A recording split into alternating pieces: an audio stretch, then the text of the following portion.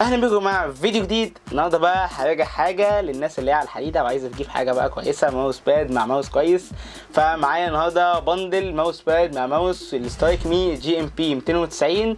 فبصراحه البندل دي فاجئتني جدا، وبالذات الماوس بصراحه فاجئني جامد قوي.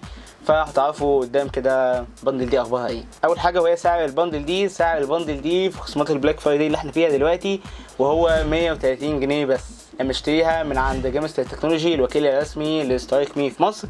هسيب لك لينك شراء البندل دي تحت في الديسكريبشن. فبصراحه حاجه في الجون يعني.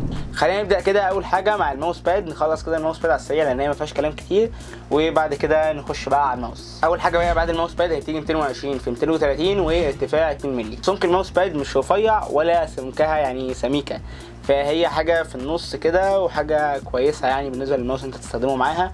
في نفس الوقت برضه هي ناعمه، مش هقدر اقول عليها لا سبيد ولا هقدر اقول عليها كنترول، هي حاجه كده مع نفسها، بس بصراحه كويسه جدا. وجايه بديزاين كده باللون الاحمر، عليها شويه كده نقشات وبتاع، ومكتوب عليها سترايك مي، وجايه متخيطه كده من الجناب بالخيط لون احمر كده لذيذ برضه.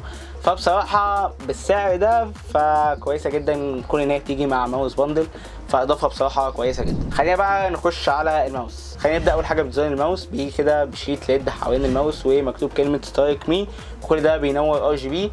ده غير برضو ان هو الديزاين بتاعه كده، الماسكه بتاعته نفسها كويسه بصراحه يعني. ماسكه ما حسيتش ان هي مضايقاني او كده، لا ديزاين الماوس نفسه فكويس. عجبني برضو ان هم عاملين زي في السايد بوتنز زي مش عارف تجويفه كده او حاجه زي كده، بتخلي ان هو صابعك مرتاح وانت بتدوس على الماوس بوتن. فبصراحه حاجه كويسه منهم، وتفصيله كده لذيذه جدا. الماوس ده خامته بتيجي كلها من البلاستيك، هو خامته مش رديئه ولا هو خامته بريميوم، هو حاجه كده في النص كويسه. بس يعني زي ما بقول لك كده هتتعب عليه شويه مش عارف ايه بتاع كده، هيبقى معاك تمام، بس ما تاخدوش مثلا تخبطه في الحيطه وتقول هو اتكسر ليه، اكيد يعني هيتكسر. ولو اني بصراحه حاسس ان هو لو عملت حاجه زي كده ممكن يفضل صامد معايا عادي. لو انت هتسالني على السوفت وير، فهو هنا بيجي من غير سوفت وير، ويعني هو مش هتحتاج السوفت وير قوي في حاجه، لان انت ما عندكش غير زرارين بس سايد بوتنز، يبقى انت خصصهم مثلا في الالعاب ولا كده، فيعني مش لازم تعمل ماكروز او بتاع، بس مش قصه يعني.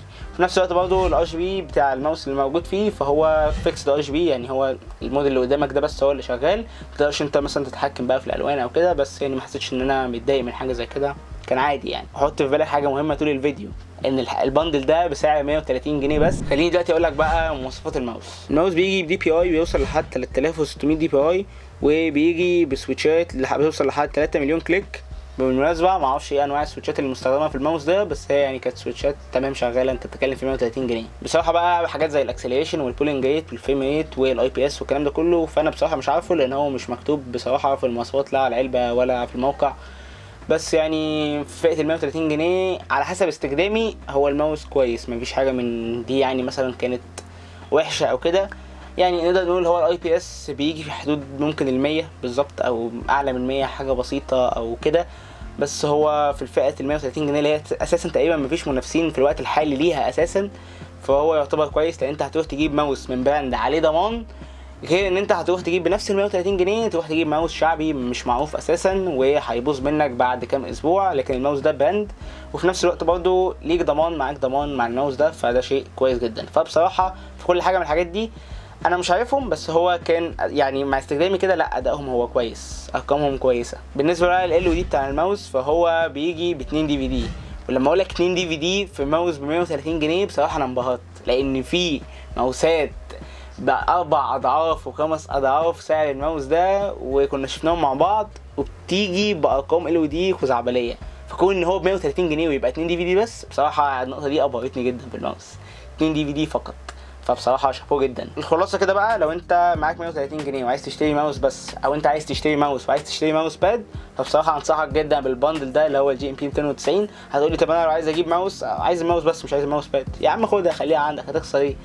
فبصراحه فئه سعر ال 130 جنيه ما شفتش حاجه بتقدم نفس القيمه مقابل السعر دي خالص. بس دي كده تكون كل حاجه عن بندل سترايك مي جي ام بي 290. لو انت ناوي انت تشتري البندل ده، فهسيب لك لينكاتهم تحت في الديسكربشن عشان تشتريهم من عند جيمستر تكنولوجي. وما تنساش العرض ال 130 جنيه ده داخل الفرايداي، يعني انت الحق بقى، انت بعد ما تشوف الفيديو ده اجي اشتريه لو انت ناوي تشتريه. وبس كده، اتمنى اكون غطيت كل حاجه عن السترايك مي جي ام بي 290.